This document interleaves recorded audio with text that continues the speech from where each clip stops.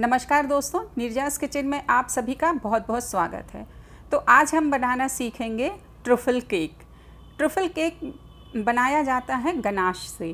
तो chocolate ganache की recipe मैंने अभी कुछ दिन पहले ही डाली है। तो चलिए हम सीख लेते हैं कि कैसे इसको हमने बनाया है। सबसे पहले हमने चॉकलेट केक का बेस बनाया है और उनकी 3 लेयर कट कर ली हैं। तो सबसे नीचे की जो लेयर है वो हमने नीचे रखी है और उसको सिंपल वाटर से सोक कर लिया है। अब हम गनाश को इस पर डालेंगे। ये डार्क चॉकलेट का गनाश है और इससे केक को पूरा हम कैसे डेकोरेट करेंगे आज ये हम सीखेंगे।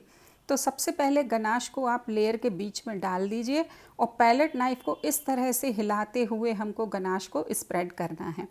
पैलेट नाइफ़ को उठाना नहीं, यदि आपने ज़रा भी पैलेट नाइफ़ को उठाओगे तो केक के क्रम समेत पूरा गनाश चिपक के उसमें उड़ जाएगा। तो कोशिश ये करिए कि पैलेट नाइफ़ को एक ही जगह पे रख के टर्न टेबल को हिलाते जाना है और गनाश को पूरे केक पे फैला देना है। बस इस तरह से सारा गनाश फैल जाएगा और बिल्कुल धीरे से आप पैलेट नाइफ़ को किनारे करिए और उठा लीजिए। अब चोको चिप्स को बीच में डाल दीजिए। यहाँ पर आप चॉकलेट को भी ग्रेट करके डाल सकते हैं और यदि चोको चिप्स हैं तो चोको चिप्स को डाल दीजिए। अब जो हमने केक की सबसे ऊपर वाली लेयर है उसको हमने बीच में रखा है। इस लेयर को हम बीच में रख देते हैं और गनाश को पहले हम साइड्स में लगाएंगे क्योंकि दोनों लेयर के बीच में गैप थोड़ा सा दिखता है, तो वो गैप को हम सबसे पहले फिल करेंगे और उसके बाद में केक को सोक करेंगे। अभी हमको केक को सोक नहीं करना है। अगर आपकी लेयर एकदम स्मूथ बनी है तो कोई दिक्कत की बात नहीं है, लेकिन थोड़ी सी ये अनइवन रहती है तो इसलिए हम इसमें पहले गैप को फिल कर लेते हैं। उसके बाद में हम फिर इस पर पानी से सोक करते हैं। तो जैसे हम विप्ड क्रीम को गैप में भरते हैं, साइड्स में हम लगाते हैं विप्ड क्रीम को, उसी तरह से गनाश को भी हमें लगाना है। और इस समय बहुत ज़्यादा हमको गनाश नहीं लगाना है क्योंकि हम सिर्फ क्रम कोट कर रहे हैं। हल्का हल्का बस जितना गैप में समा रहा है बस उतना उतना थोड़ा थोड़ा गनाश लेके हमको लगाना है। इस तरह से हमने चारों तरफ लगा देंगे और पैलेट नाइफ़ को इस तरह से हल्के हाथों से फैला दीजिए। अब ऊपर की लेयर जो है इसको हम पानी से सोक कर लेंगे। इसी तरह से हम दूसरी लेयर भी इस पे लगा देंगे। दूसरी लेयर भी लग गई है और साइड्स हम फिर से साइड्स में हल्की हल्की गनाश लगा के साइड्स को भी हम कवर कर देंगे। जैसे हमने फर्स्ट लेयर करी थी सेम वैसे ही हमें सेकंड लेयर भी करना है। इसी तरह से सेकंड लेयर को भी तैयार कर लिया है हमने और साइड्स को हम कवर कर लेंगे। बहुत थोड़ा सा गनाश लगाइए, इस समय ज़्यादा नहीं लगाना है। अब सबसे ऊपर की लेयर है जो, उस पर भी हमको थोड़ा ही गनाश लगाना है, बहुत ज़्यादा अभी नहीं लगाना क्योंकि पहले हम क्रम्बल कोटिंग करेंगे। सबसे पहले क्रम्स को कोट कर लेंगे, जो केक के क्रम्स निकलते हैं। इस समय आप देखिए यदि लगाएंगे तो गनाश में क्रम्स बहुत सारे आ जाते हैं। चॉकलेट केक में जब लगाते हैं हम तो क्रम्स बहुत ज़्यादा आते हैं। तो इस क्रम से बचने के लिए या तो आप केक को बहुत पहले से बनाकर रखिए और इसको थोड़ी देर के लिए आप फ्रिज में रख दीजिए। कम से कम 3-4 घंटे के लिए फ्रिज में रख देंगे, केक अच्छा ठंडा हो जाएगा। तो जब आप केक को कट करेंगे तो क्रम्स ज़्यादा नहीं निकलते हैं।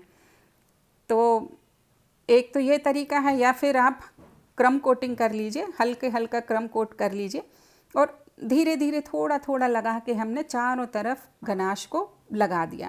इस समय हमने ज़्यादा नहीं लगाया है, बहुत थोड़ा थोड़ा लगाया है। देखिए आपको केक अंदर का दिख रहा है, बस हमने क्रम कोटिंग भर करी है। अब इस केक को हम फ्रिज में रख देंगे। अगर बहुत जल्दी है तो इसको आप फ्रीज़र में रख दीजिए और यदि जल्दी नहीं है तो 1-आध घंटे के लिए आप इसको नॉर्मल फ्रिज में रख दीजिए। और यदि बहुत जल्दी है तो इसको फ्रीज़र में रख दीजिए कम से कम 15 से 20 मिनट के लिए। तो बस ऊपर की लेयर ठंडी हो जाएगी तो आप अगली लेयर उसकी आराम से लगा सकते हैं। ये हमारा केक फ्रिज से हमने निकाल लिया है और ठंडा हो गया है। अब इस पे हम गनाश अप्लाई करेंगे। इस तरह से थोड़ा सा मोटा सा गनाश अब हमको लगाना है क्योंकि हमारी अब ये फाइनल लेयर है।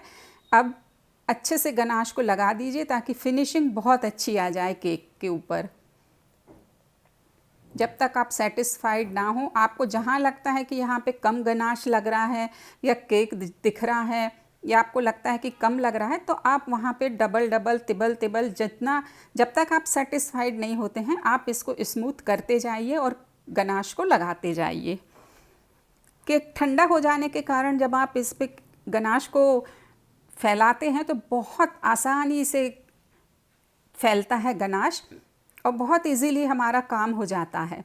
इस समय यदि आपका गनाश थोड़ा बहुत ज़्यादा टाइट ना हो, थोड़ा नॉर्मल भी होगा, तो बहुत अच्छे से केक पे सेट हो जाता है। और इस समय ना क्रम्स निकलने की दिक्कत होती है ना कुछ होती है, तो बहुत अच्छे से अप्लाई होता है गनाश। चारों तरफ अच्छे से आप पहले लगा दीजिए, उसके बाद हमको ऊपर की साइड पे गनाश लगाना है। इस तरह से अच्छे से स्मूथ कर लीजिए। और केक ठंडा होने से ये फ़ायदा होता है कि गनाश एकदम से सेट हो जाता है और बिल्कुल बढ़िया टाइट हो जाता है। आप टच करके भी देखेंगे तो आपको हाथों में वो चिपकेगा नहीं, एकदम से सेट हो जाता है अगर आपका केक ठंडा हुआ तो। या फिर इस काम को आप एसी रूम में भी करेंगे तो फिर कोई दिक्कत नहीं रहती है, फिर तो काम फटाफट होता है। बस ये देखते जाइए कि जहाँ भी क्रीम आपको कम लग रही है, गनाश कम लग रहा है, वहाँ पे आप गनाश लगाते जाइए और बस फिर पैलेट नाइफ़ को स्थिर रख के थोड़ी सी टिल्ट करके टर्न टेबल को हिलाना है हमको और अच्छे से स्मूथ कर लेना है। अब जो ये साइड्स रह गई हैं इनको हमको क्लीन करना है। तो अब ये अपन इस स्थिति में यदि पैलेट नाइफ़ को सूखी ही उसमें हम फेरते हैं तो अच्छे से नहीं होता, क्योंकि ये गनाश सेट हो चुका रहता है तो ये अच्छे से फैलता नहीं है और ना ही दबता है ना मिक्स होता है। तो इस समय हमको क्या करना है, एक बर्तन में, बड़े से बर्तन, लंबे से बर्तन में पानी, गर्म पानी करके रख लीजिए आप, अच्छा गर्म पानी कर लीजिए और उसमें पैलेट नाइफ़ को डिप करना है। थोड़ी देर 1 या 2 मिनट के लिए पानी में डूबी रहने दीजिए पैलेट नाइफ़ को, फिर उसको कपड़े से पोंछ के केक के चारों तरफ अच्छे से हमको फेर देना है। तो इससे जो केक की शार्प एजेस हैं या कहीं पे ज़्यादा कहीं कम क्रीम लग गई है तो वो सब इससे बेहतरीन स्मूथ हो जाता है। तो एक ये ट्रिक है कि आपको जब भी गनाश का केक बनाना है तो शार्प एजेस कैसे लाना है, ये ट्रिक आपको बहुत काम आएगी। कितना भी ठंडा केक हो, गरम पैलेट नाइफ़ को आप इस तरह से यदि उसके ऊपर फेर देते हैं तो बहुत आसानी से ये मतलब स्मूथ हो जाती हैं और साइड्स अच्छी क्लीन आ जाती हैं। इस तरह से ऊपर भी यदि अनइवन लगा है गनाश, आपके पैलेट नाइफ़ के उस पर निशान दिख रहे हैं, कुछ अनइवन हो गया है, तो इस तरह से आप पैलेट नाइफ़ से भी कर सकते हैं। गरम पैलेट नाइफ़ को ऊपर भी फेर दीजिए तो ऊपर की भी जो सतह है वो भी अच्छी स्मूथ हो जाएगी। और यदि आपको ऐसा नहीं करना तो आप हेयर ड्रायर रहता है जो, हेयर ड्रायर को भी यदि हल्का हल्का मार देंगे तो ऊपर ऊपर की क्रीम गर्म हो जाएगी और आप फिर पैलेट नाइफ़ से इसको स्मूथ कर सकते हैं। और गरम शाइनिंग भी कितनी अच्छी आती है, गरम करने से पैलेट नाइफ़ को हमने गरम करके इसके ऊपर फैलाया है तो केक के ऊपर एक शाइनिंग भी बहुत अच्छी आ जाती है। केक भी हमारा बहुत शाइन करने लगता है और एकदम स्मूथ एजेस आ जाती हैं। इस तरह से हम केक को तैयार कर लेंगे। अभी आपको केक के ऊपर बनाने के लिए फॉन्डेंट के टॉपर्स जो बनाए हैं हमने, डायनासोर वगैरह, वो भी बनाना मैं बताऊंगी। बस हमारा ये केक तैयार हो जाए फिर हम वो बनाते हैं। ये देखिए बिल्कुल शार्प एजेस हमारी बनके तैयार हो गई हैं, केक तैयार है। अब इस केक को, बहुत ठंडा यदि केक नहीं है आपका तो वापस इसको फिर आप फ्रिज में रख दीजिए।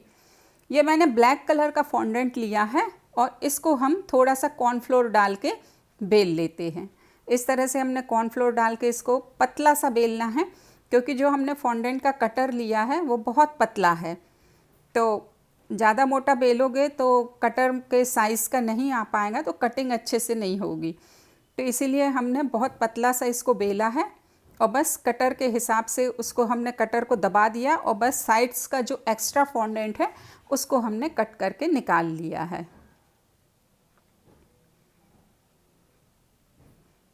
जो किनारे हैं, जहाँ से एजेस हैं, घुसा रहता है, वहाँ मुश्किल से निकलता है, कभी कभी थोड़ा बहुत रह भी जाता है। तो इस तरह से आप किसी नुकीली चीज़ से लेके या टूथपिक से लेके उसको निकाल लीजिए और बाकायदा शेप दे दीजिए।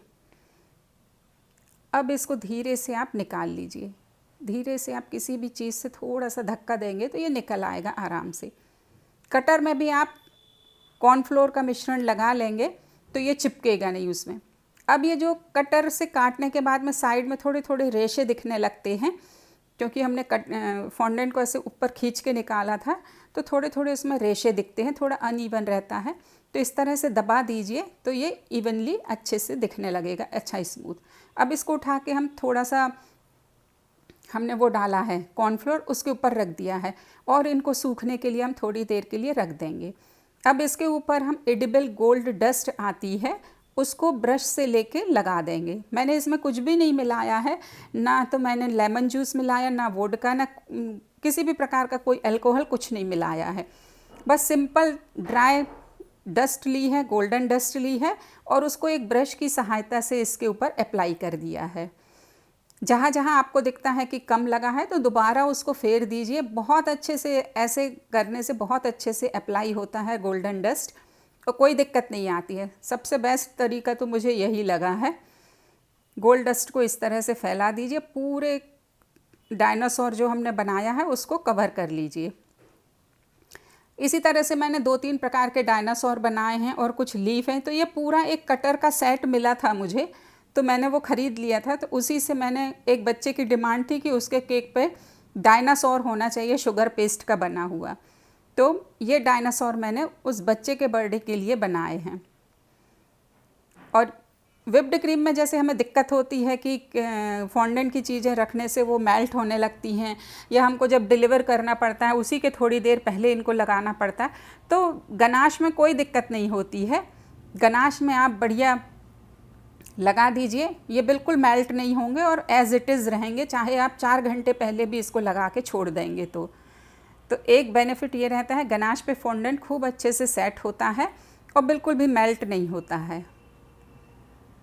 अब ये मैं दूसरे रूम में आ गई हूँ, क्योंकि गर्मी बहुत थी और फॉन्डेंट सेट नहीं हो रहा था, बहुत ये गीले गीले रह रहे थे, उठाने में दिक्कत कर रहे थे।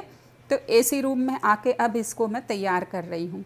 एसी रूम में ये बिल्कुल 5 मिनट में एकदम सेट हो जाते हैं और ड्राई हो जाते हैं, जिनको उठाना बहुत इजी हो जाता है, क्योंकि ये इतने बड़े बड़े कैरेक्टर हैं और पतले भी हैं, उठाने में ये दिक्कत कर रहे थे। तो इनको हमने एसी रूम में आके तैयार करा है। अब बस अब ये जो भी आपको कुछ सिल्वर बॉल्स या राइस बॉल्स जो भी हैं आपके पास में, उनको डाल दीजिए और केक को डेकोरेट कर दीजिए। बस हमारा केक बन के तैयार है। तो कैसा लगा आपको ये केक, कमेंट करके ज़रूर बताइएगा और वीडियो को लाइक और शेयर ज़रूर करिएगा। यदि आप नए हैं, पहली बार मेरा चैनल देख रहे हैं, तो प्लीज़ चैनल को सब्सक्राइब ज़रूर करिएगा। इसी तरह से नए नए वीडियो और अच्छे अच्छे वीडियो आपको जो भी चाहिए हैं, मैं बना कर आपको देती जाऊंगी। तो वीडियो को लाइक और शेयर ज़रूर कीजिए और चैनल को सब्सक्राइब ज़रूर करिए। तो अगले बार फिर मिलते हैं किसी नए वीडियो के साथ में, और चलिए अब चलते हैं। Thank you, bye bye.